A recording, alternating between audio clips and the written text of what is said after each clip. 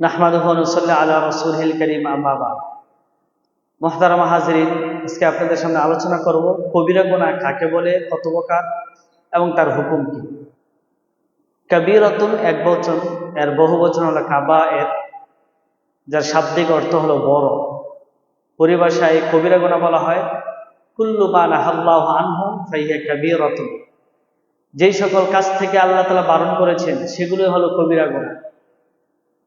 আবার কারো কারো মতো কবিরা গুনাহ হলো মা লা ইয়াগফিরুল্লাহু লিফাইলিহি ইল্লা বা'দা তাওবাহ, এমন গুনাহ যে গুনাহ করলে পরে গুনাহকারীকে আল্লাহ তাআলা তওবা করা ছাড়া মাফ করেন না। কবিরা গুনাহর সংখ্যা নিয়ে ইমামদের মাঝে এবং সাহাবায়ে কেরামের মাঝে ইখতিলাফ আছে। হযরত আব্দুল্লাহ ইবনে ওমর রাদিয়াল্লাহু তাআলার মতে কবিরা গুনাহ হলো 7টি, যেটা হাদিসের মধ্যে উল্লেখ আছে। তিনি বলেন, 1 নম্বর হলো আল্লাহর সাথে কাউকে শরীক করা, 2 নম্বর হলো কোনো মুমিন বান্দাকে হত্যা করা, 3 নম্বর হলো কোনো সতী সাধী নারীকে মিথ্যা অপবাদ দেওয়া, 4 নম্বর কোনো যুদ্ধের ময়দান থেকে পলায়ন করা, 5 নম্বর কোনো ইয়েতিম ব্যক্তির বা কোনো বাচ্চার মাল আত্মসাৎ করা, ভক্ষণ করা, 6 নম্বর হলো মা বাবাকে কষ্ট দেওয়া, 7 নম্বর হারাম শরীফে নাস্তিক হয়ে যাওয়া। এই 7টি গুনাহ হলো কবিরা গুনাহ আব্দুল্লাহ ইবনে ওমর রাদিয়াল্লাহু তাআলা এর মতে। আর হযরত আবু হুরায়রা রাদিয়াল্লাহু তাআলা আনহু এর মতে কবিরা গুনাহ হলো 8টি। উপরে উল্লেখিত যেগুলো বলা হলো এই 7টি, এর সাথে তিনি আরেকটি যুক্ত করে দেন, সেটা হলো সুদ। আর হযরত আলী রাদিয়াল্লাহু তাআলা আনহু এর মতে কবিরা গুনাহ হলো 10টি।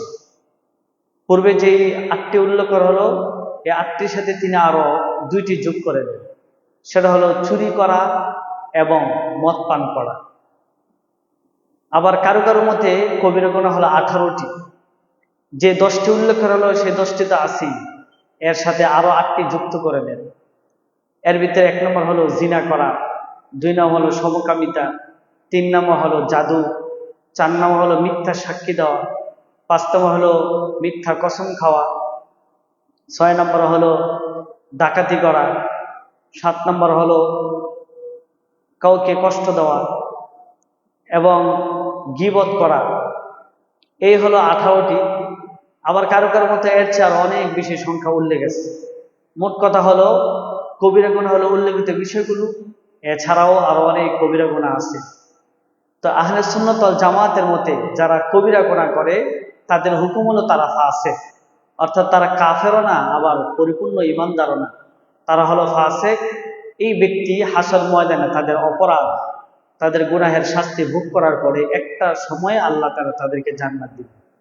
আল্লাহ তাআলা আমাদের সবাইকে এই গুনাহের বিষয়গুলো বোঝার তৌফিক দান করুক। আল্লাহুম্মা।